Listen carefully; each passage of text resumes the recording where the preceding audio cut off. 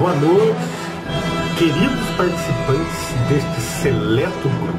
Peço a vocês que participem deste grupo, dá uma forcinha pra gente. Aqui nós vamos nos divertir, certo? Conforme vocês vão ver pelas nossas playlists aqui, que a gente não só fala sobre assuntos sérios, mas a gente se diverte também. Neste vídeo nós vamos concluir o assunto sobre Shakespeare. Nós já vimos nos outros vídeos, todos os outros vídeos, que conforme provas cabais, Shakespeare não escreveu as obras e que foram nobres que escreveram, pelo motivo deles quererem lucrar. Na época em que estavam vivos, eles queriam ganhar dinheiro com aquelas obras. O que adiantava o nobre escrever e ficar na corte? Ele não ia ganhar nada com aquilo, fora o dinheiro que ele já tinha de ser nobre, a pensão, que naquela época o nobre não podia trabalhar. Ele era como se fosse o funcionário público de hoje em dia. O nobre não trabalhava, ele era proibido de trabalhar. E ele era sustentado pelo dinheiro dos impostos. Assim era a nobreza. E assim é o funcionalismo público de hoje em dia, principalmente aqui no Brasil. Mas os nobres, eles não queriam só aquilo, eles queriam ganhar dinheiro. Então, eles eram estudados, eles estudavam, passavam a vida estudando, então eles queriam ganhar com aquilo, né? O que adianta ele ser um nobre e só viver com aquela pensão da nobreza que ele tem? Não, ele queria ganhar mais, ele queria ficar muito rico, né? Nós vimos que foi por isso, né, que as obras então se tornaram públicas. Mas então, por que, sabendo disso, esse folclore em torno de Shakespeare sobrevive até hoje? É o que nós vamos ver agora. Atualmente, há um fator que evita que a discussão sobre Shakespeare chegue ao nível de que se duvide da sua autoria. Por quê? Porque há a delicada questão do turismo inglês na cidade inglesa de Stratford-upon-Avon. Esta cidade ainda permanece praticamente à margem da urbanização das grandes cidades e precisa do turismo para se manter. E o turismo nessa cidade é exclusivamente por causa de Shakespeare. Milhares de fãs de Shakespeare afluem todos os anos para lá, gerando enorme quantia em dinheiro para a cidade. Assim, para seus habitantes que lucram com o turismo, não interessa que se desmistifique esse personagem. Você pensou se Shakespeare cai? Se todo mundo fica sabendo mesmo que ele não escreveu a obra, Stratford-upon-Avon volta para a Idade Média. A cidadezinha não tem nada, ela só tem o turismo, né? Então lá eles têm que manter vivo isso daí. Eles têm que investir nessa mentira.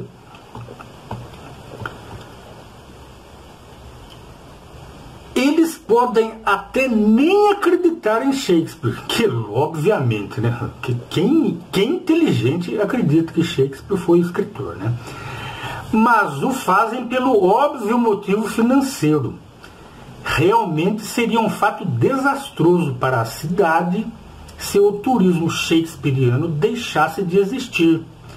Sobre isso, o diretor de teatro britânico Tyrone Guttenrail, ou Sir William, que viveu de 1900 até 1971.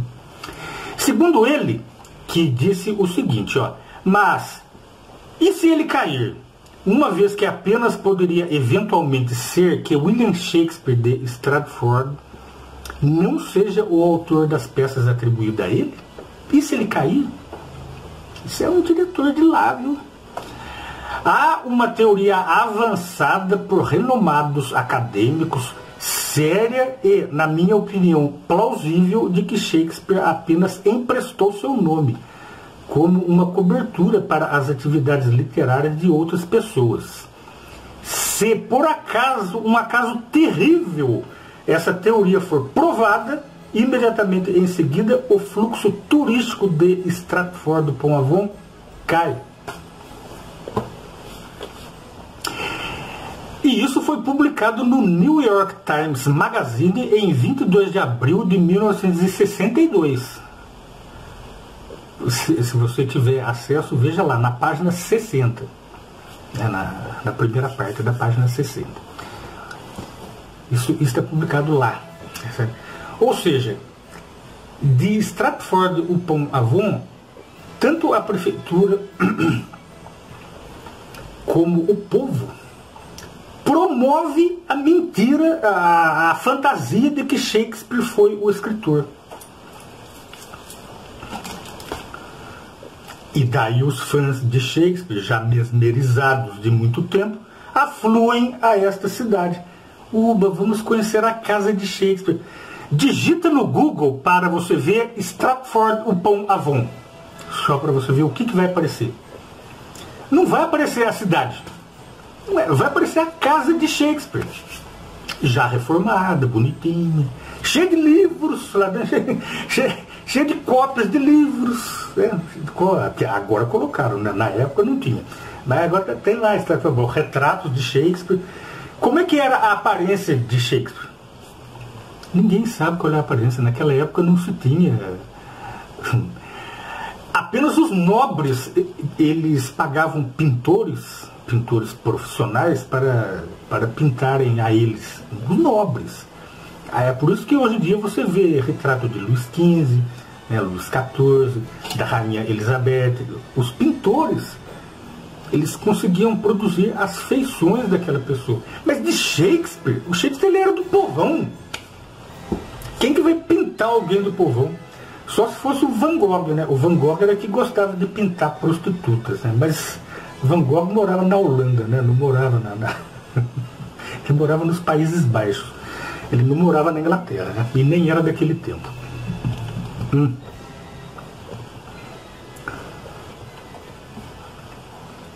E também tem um outro fator também que mantém esta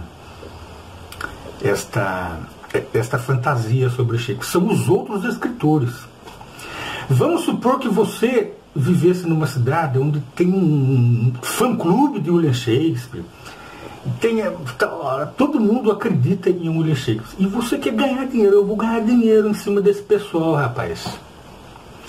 Eu vou escrever um livro dizendo que Shakespeare ele falava 8 línguas.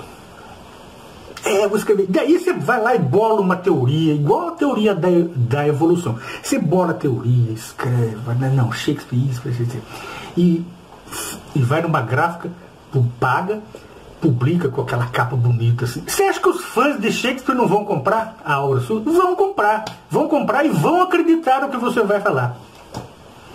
É por isso que hoje em dia existem muitas obras de Shakespeare, né? Citações de Shakespeare, conforme nós já vimos aqui no nosso primeiro videozinho, tem a capa, né? Você digita lá assim, você digita no Google, obras de Shakespeare. Tem algumas obras que é da obra atribuída a ele, a obra antiga, mas também tem livros que foram escritos agora, sobre citações de Shakespeare, né? Poemas de Shakespeare. Aí a pessoa escreve qualquer coisinha lá. Nas redes sociais existe muito disso. Existem as frases, né? A frase daí atribuída lá. Tem lá, eu já cansei de ler isso daí na época do antigo Orkut. Eu lia lá. Seja mais paciente com as coisas. Nunca desista. Tente. Você consegue. Você tem força. Retire do seu interior a força para conseguir. Aí embaixo, William Shakespeare. Aí depois você vê essa mesma frase atribuída a outra pessoa. Sabe?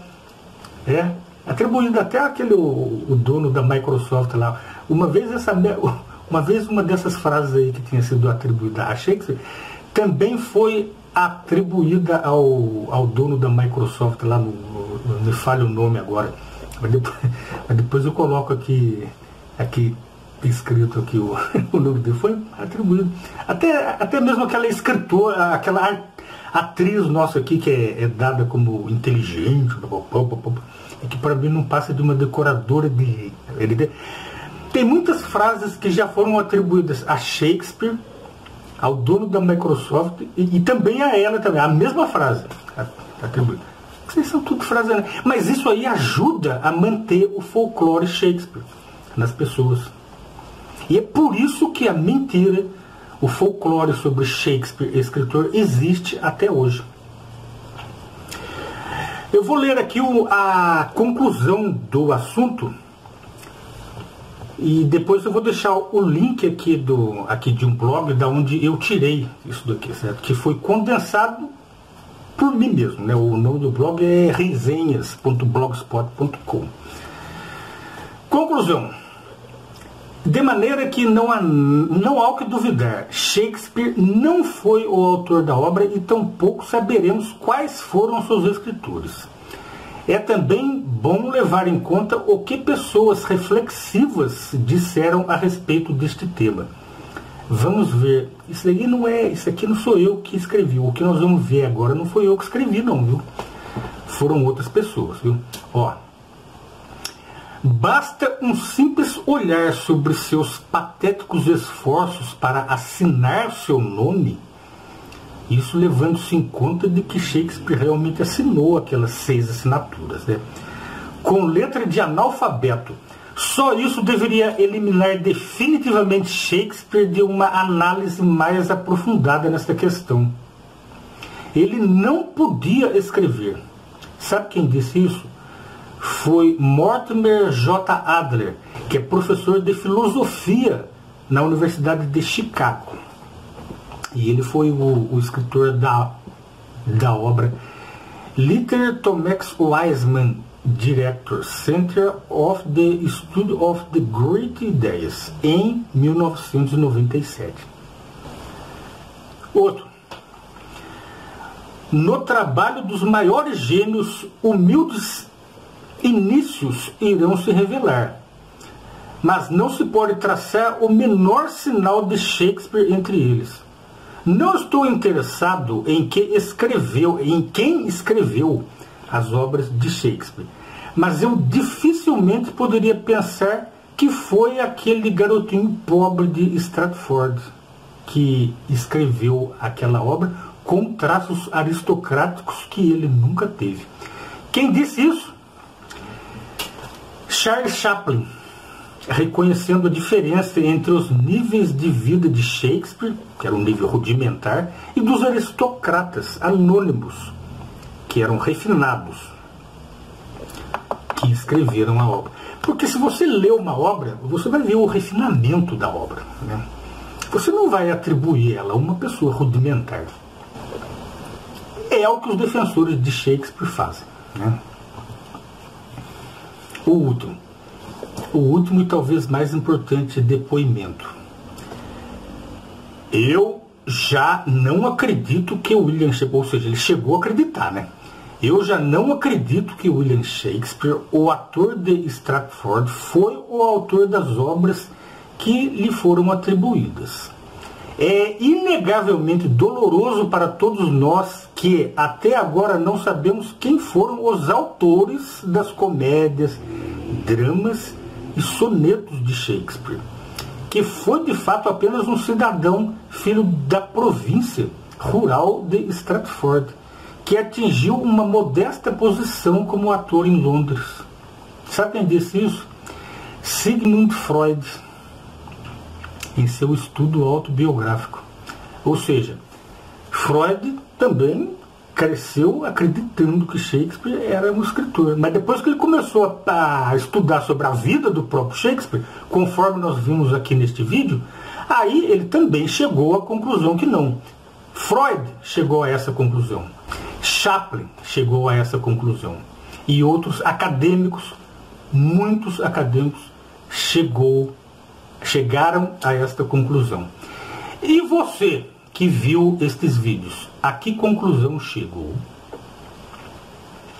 Deixo para você responder a estas questões, tá?